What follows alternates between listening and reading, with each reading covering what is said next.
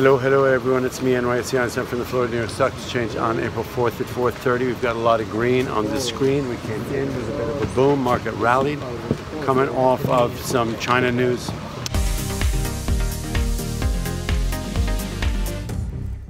Trade news, tariff news, that affected Boeing. Boeing, a big player in the Dow, as is now Dow. DOW is a big player, and that stock's been on fire lately. Ever it did a spin-off.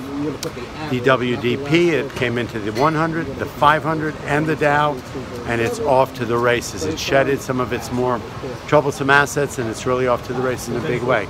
So, you know, whether it made a lot of sense, we had a divergence of the S&P and the Dow today, basically because of Boeing and Dow, and the S&P was sort of hitting up against resistance at this 2,900 level. Not aggressive selling, but definitely people just putting out a little bit of a short side. Not clear whether this market's going to go higher or what, and these been such a fast and furious rally in the S&P, and in sort of a and the Dow has been a little bit on the more passive side due to the sell side coming in and Boeing over the last couple of weeks. That all turned around today. It was a complete catch-up day for the Dow due to Dow and Boeing, right? Boeing up 10, that's a big thing, significant. That's almost 100 points in the Dow itself. The S&P was sort of a little bit weak throughout the day, although it did close up 6 handles. Russell up 6, Dow up 170, transports up 50, oil off an odd lot, not a really big factor. So, kind of a weird channel day, even though the Dow did post a nice gain. All about Dow, all about Boeing.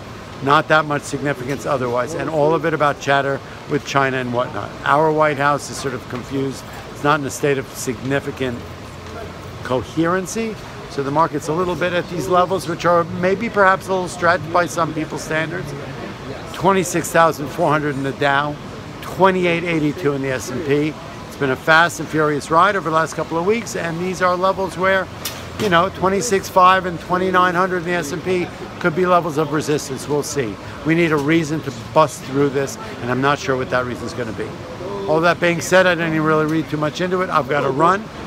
I am NYSE Einstein, Einstein of Wall Street, my new handle. This is the NYSE Inside Wirtschaft. I love you. I'll see you again tomorrow.